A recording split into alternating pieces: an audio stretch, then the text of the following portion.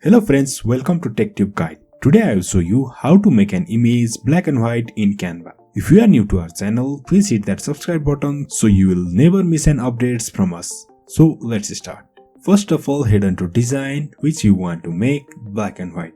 So in my case, I am choosing one of this image to make this black and white. First of all, head on to edit photo. Over here in Magic Studio, you can see filters. Go on see all and scroll down a bit and you'll find mono. Over here you can select any one. For now I am choosing this classic.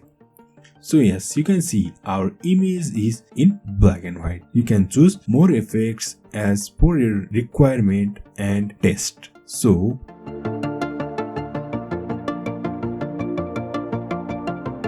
upon seeing in my choice noir, this is the perfect for me.